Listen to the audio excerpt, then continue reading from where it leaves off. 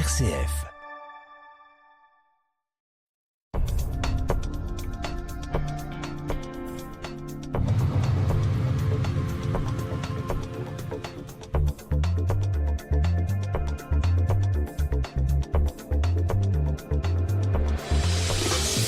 Bonjour à toutes et tous et bienvenue pour Partir en livre, l'émission des passionnés des livres et de la lecture.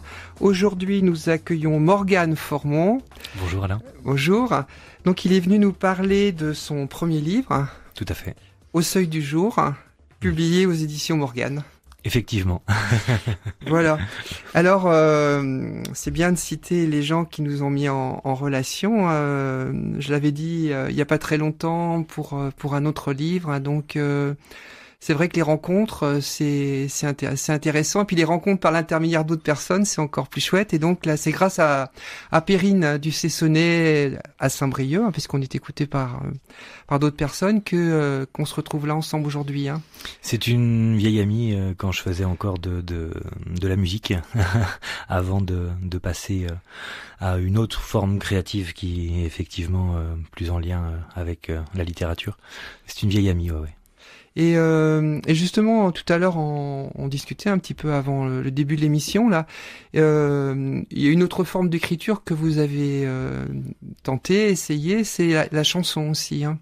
Ça a commencé comme ça à l'adolescence. Il y a toujours eu une volonté d'écrire. C'est sorti par la chanson, par le rock, par le hip-hop derrière, et le fait d'avoir abandonné la rime au mois d'août 2023, qui était le début de ce projet, m'a permis de développer une autre forme de créativité beaucoup plus en rapport avec ce que je suis aujourd'hui. Ouais.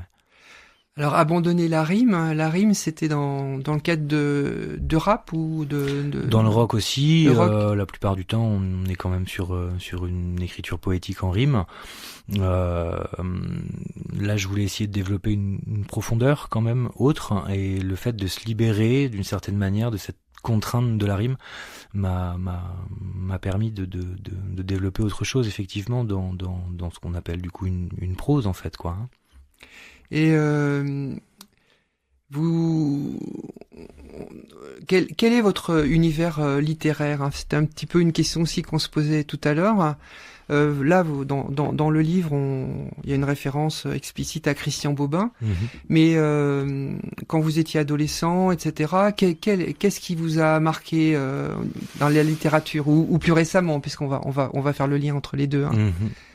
Je m'en dédouane dans ce premier volume. Là, je suis pas un gros lecteur, un prolétaire des lettres, d'une certaine manière.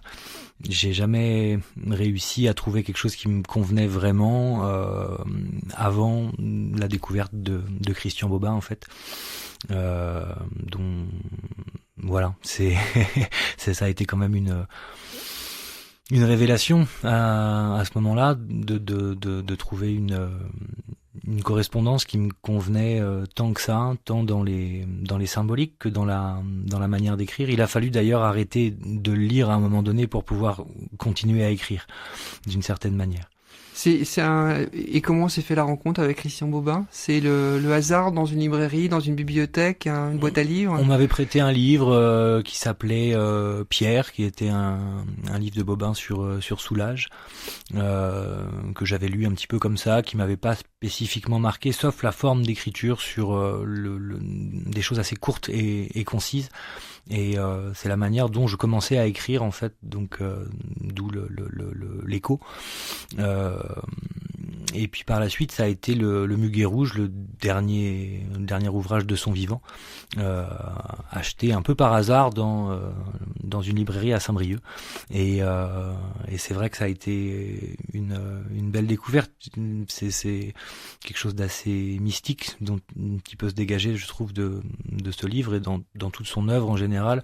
Sur les 2-3 derniers livres, on sent une écriture un petit peu plus condensée, qui dénote, je trouve, vraiment avec ce qu'il pouvait y avoir au préalable chez lui. Et les druides disent qu'il n'y a pas de poésie sans mystère. Voilà. Et effectivement, c'est quelque chose qui est très important à garder dans ce genre d'écrit.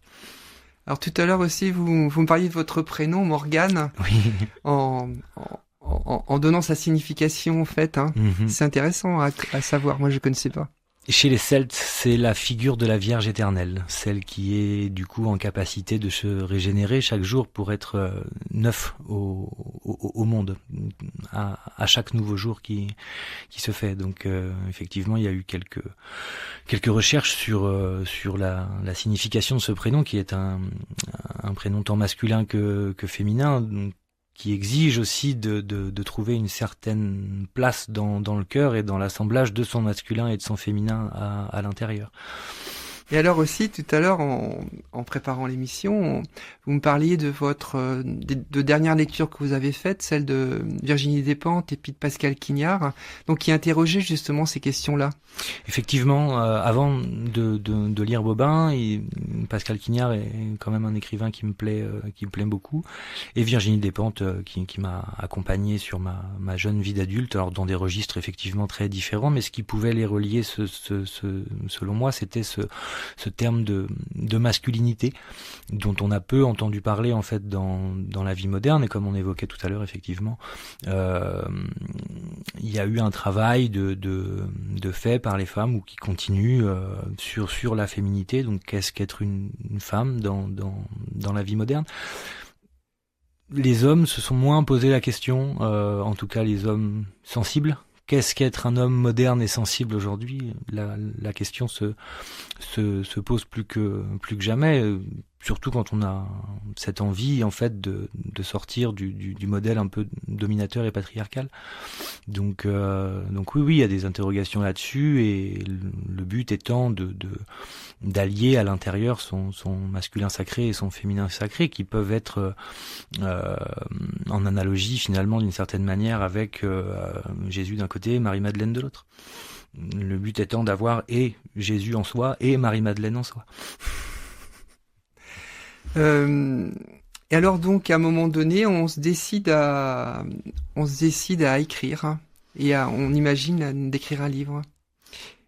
C'était un projet qui était en tête depuis l'adolescence, qui avait jamais réussi à aboutir, et suite à un soin chamanique en fait, il y a eu une grosse libération, et la créativité a explosé. Il se dit régulièrement que le fait de créer, c'est d'être en rapport avec son âme. Ce soin-là m'a permis d'être un petit peu plus en rapport encore avec mon âme, et ça a effectivement abouti sur ce projet-là, qui ne fait que commencer, puisque c'est le premier volume d'un quadriptyque, quoi. Alors on va faire la première pause musicale. Hein. Vous avez choisi, alors avec l'accent, hein, Joshua Fit, The Battle of Jericho, Natalia Jackson. Mahalia Jackson. Jackson. Nous sommes toujours avec Morgane Formont, notre invité d'aujourd'hui. Donc il est venu nous parler de son livre Au seuil du jour, aux éditions Morgane. Morgane, très jolie musique, très jolie chanson. Et pourquoi ce choix, hein? J'écoute beaucoup de gospel en ce moment. Ah oui. Il y a eu une grosse période rock, punk rock, et j'ai passé beaucoup de temps dans le silence, ce qui m'a permis d'écrire également, et en fait revenir un petit peu à la musique, c'est le gospel qui a appelé dans cette quête de joie intérieure. Je trouve que c'est une musique qui correspond bien à ça. Alors pour redémarrer notre conversation, vous allez nous lire l'un des textes de votre recueil. Je ne sais pas comment on appelle ce recueil, si c'est exclamatif. Cueille une nouvelle fois. Okay. Sinon non. Oui, c'est une lettre à Bobin, du coup, effectivement. Tu es mort.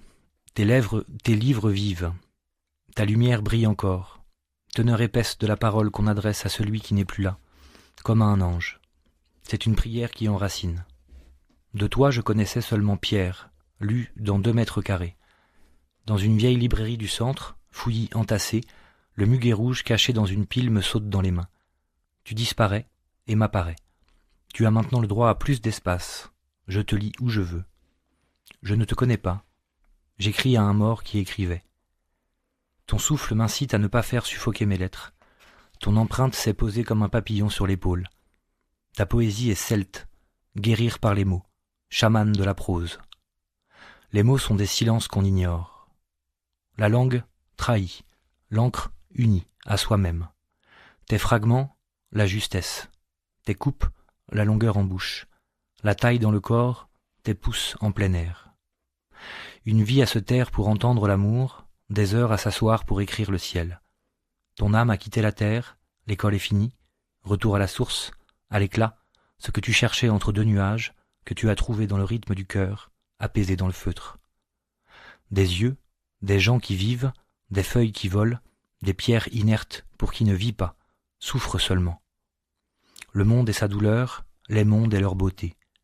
Sentir encore ce qui nous caressait tous dans l'enfance malgré les pleurs. La tendresse se cueille. Tu n'es pas mort, tu l'étais déjà. De multiples petits deuils, croire en plus grand que soi. Et Grégor nous rassemblait dans nos huttes de sudation des âmes. Ses chambres, ses bureaux, les grottes à souvenirs, post-observatoire, post-opératoire. Car écrire, c'est toujours se disséquer depuis ce qui entoure, ce qui frappe la vision et engendre l'amour. Tu me manques presque. Ma tristesse ne sert à rien. Que la lune te transmette ce message, inconnu, tu m'émeus. Très joli texte. Merci.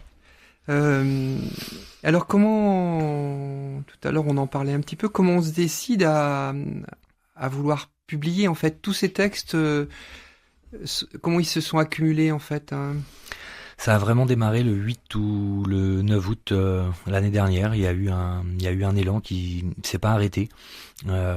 Écrit souvent le soir, dans une écriture presque automatique. Le but était inconscient, de faire peu de ratures et de laisser filer le crayon, de se faire confiance, de se libérer du mental et de l'intellect et d'essayer d'avoir vraiment une encre du cœur, quoi. Donc voilà, ça a filé et c'est toujours en cours. Donc j'espère que c'est un élan qui va continuer. Et c'est tous les jours, hein?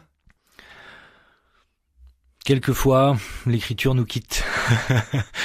Ça n'arrive jamais très longtemps, mais parce que certains écrivains qu'on a reçus ou écrivaines qu'on a reçus ici se donnent des rites en fait, et puis il y a tous les jours un rendez-vous, et puis ça vient pas, mais malgré tout.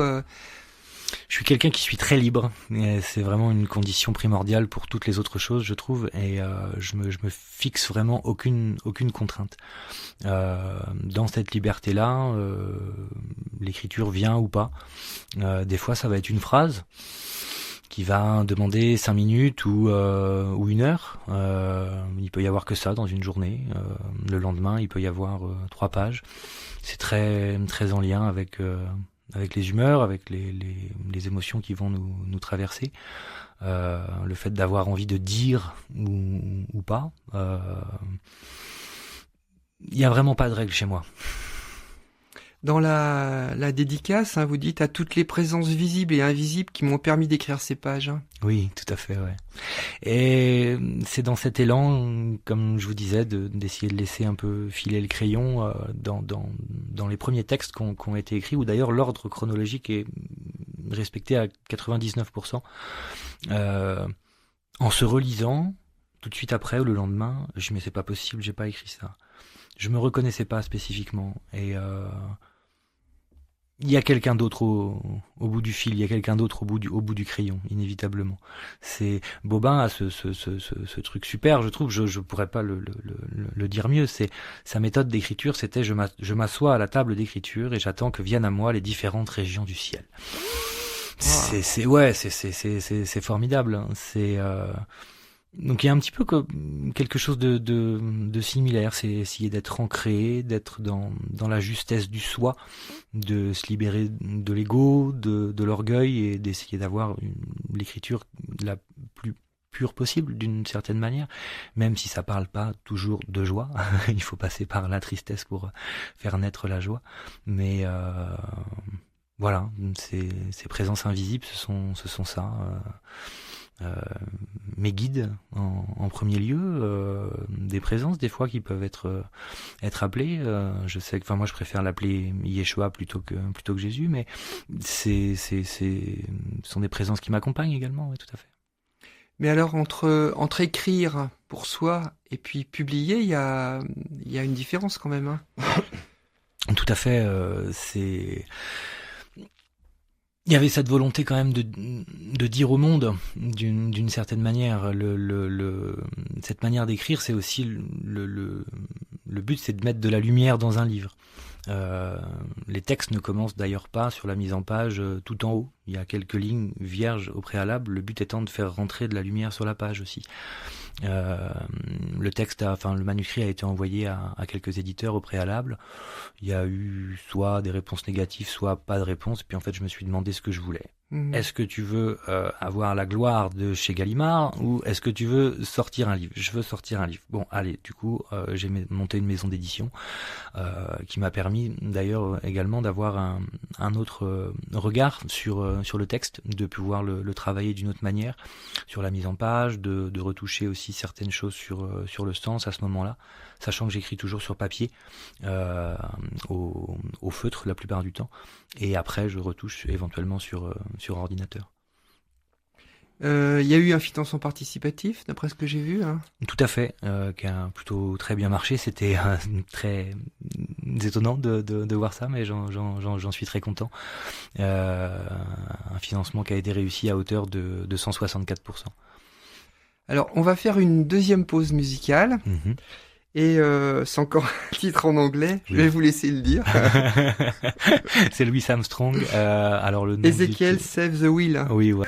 Ezekiel Save the Wheel, donc Louis Armstrong. Donc c'est le choix de Morgan Formont, notre invité d'aujourd'hui. Donc il est venu pour nous parler de Au seuil du jour. Encore un gospel, mais chanté par un grand musicien, chanteur. Ouais. C'est un super album que j'ai en 33 tours à la maison. Et c'est très apaisant et joyeux également, voilà, d'écouter ça, ouais, tout à fait. Un des textes que j'ai aimé là dans votre livre: les ténèbres peuvent faire irruption en plein jour, tout comme la lumière peut jaillir de la nuit. Seul l'amour change le regard sur le monde. Tout à fait, ouais. J'ai longtemps été gêné par mes yeux. Et je suis allé voir des guérisseurs, je suis allé dans des fontaines spécifiques qui guérissent les aveugles ou des choses comme ça. Et en fait, je me suis rendu compte d'une manière beaucoup plus subtile que c'était pas mes yeux qui me dérangeaient, mais comment je regardais le monde. Si on met de l'amour dans son regard, effectivement, c'est ça qui va changer le monde. Alors effectivement, dans les thématiques qu'on peut retrouver dans votre livre, il y a effectivement le thème de l'amour. Il y a des thèmes autour de la nature aussi, beaucoup. C'est le premier volume, comme on disait tout à l'heure, d'un quadriptyque en fait qui s'appelle le réveil du monde, qui est une analogie entre l'observation du lever du soleil le matin et le chemin spirituel. Donc oui, ça parle d'amour, d'âme et de nature. Tout ça est lié. Et un peu du temps qui passe. Malgré le fait que j'ai essayé de faire un livre un peu intemporel. Même l'horloger a du retard sur l'heure. Ah oui, tout à fait, oui. C'est ce terme de seconde qui est la première mesure du temps qui m'a fait rire, en fait. On appelle ça la seconde. C'est pas la première, c'est la seconde. Donc oui, l'horloger a du retard sur l'heure. Et tous ces textes, c'est une réflexion sur quelque part sur le sens des mots, en fait, aussi, quelque part, ou le bruit qu'il... Il y a beaucoup de choses un peu avec la langue, ce qu'on appelle la langue des oiseaux, le sens caché. Je remercie mon intellect pour ça quand ça arrive, mais oui, le nom de Bobin, c'est un beau bain de soleil. Voilà, cette histoire de seconde. Il y a plusieurs petites choses un petit peu cachées, le terme d'amour qui pose question depuis le début de l'humanité, sinon je crois qu'il y aurait aucun livre et aucune chanson, mais le fait de le découper, âme ou air l'âme, où est-ce qu'elle est en train d'errer, peut-être que ça voudrait dire ça. C'est effectivement des questionnements sur le sens des mots, effectivement, et les significations cachées qui peut y avoir. Écouter, c'est surtout s'entendre avec soi-même. Hein. Dans le silence, inévitablement, on est obligé de s'entendre. Ouais. je pourrais pas mieux le redire aujourd'hui que de cette manière-là. Ouais. Il y a beaucoup je pense, d'expressions là ou de phrases là qui peuvent résonner avec plein de choses en fait. L'amour fait peur quand on veut l'étreindre. Tout à fait. Ça résonne avec ce que vous nous disiez tout à l'heure là sur la réflexion sur la masculinité. Hein. Tout à fait. Ouais. C'est après dans le processus d'écriture, j'aime bien généralement faire comme une forme de petit développement et il suit un peu du côté hip-hop aussi d'avoir une punchline à la fin. Qui est cet aphorisme là qui pourrait s'autosuffire mais qui est l'aboutissement, la conclusion de ce petit développement au préalable. Ouais. Oui, il y a un autre texte qui résonne avec ce que vous venez de dire là, il est court, hein. À peine le temps de se redresser pour cueillir le soleil que la nature nous invite à s'accroupir pour ramasser ses fruits de sagesse. L'automne arrive et avec lui le grondement et les éclairs de l'esprit. Dans la mémoire des cellules, l'eau tonne. C'est ça, tout à fait. Ouais. Encore une petite signification cachée dans ces termes-là. Ouais. C'est pour ça qu'effectivement, il y a, tout à l'heure je parlais de rap, mais c'est peut-être plutôt le slam. En fait, il y a, vous y êtes essayé aussi à cette forme d'expression, hein. J'avais monté une association de slam sur Saint-Brieuc quand ça a commencé à la Villemoisan, Ploufragan, etc. à l'époque, qui s'appelait le Cercle des Poètes Ressuscités. Ah oui, ça je me rappelle. Et du coup voilà, je trouvais ça hyper intéressant. J'ai arrêté quand il y avait des concours, etc. parce que je trouvais que ça déviait complètement du sens initial où tout le monde est sur le même piédestal. Mais oui, il y a eu effectivement, j'avais oublié ça dans ma vie, ce premier abord avec les mots également, avec le slam. Ouais, tout à fait. Alors, je saute un petit peu là. Tout à l'heure, on en parlait un peu. Hein. La vie forge parfois quelques personnages qui subsistent dans les mémoires. Jésus comme Merlin inspire encore autant qu'ils enivrent. Des cultes et des légendes naissent. Ils vivent bien plus depuis qu'ils sont morts. Même les fleurs séchées vivent encore. Tout à fait, ouais. Dans ma vie personnelle, je me suis confronté il y a peu de temps à cette histoire de deuil et donc de mort, et c'est des thèmes qui sont un peu récurrents chez les écrivains, mais c'est aussi le fait de mourir à soi-même pour essayer de continuer la vie, et sans accepter que la mort fasse partie de la vie, on peut pas vivre en fait.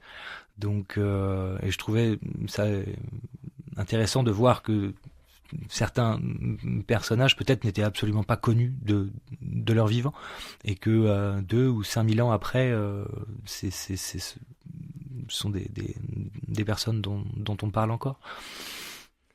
Alors il y a un autre texte qui résonne aussi avec celui-là, c'est l'enfant oublie les prénoms. Ah oui.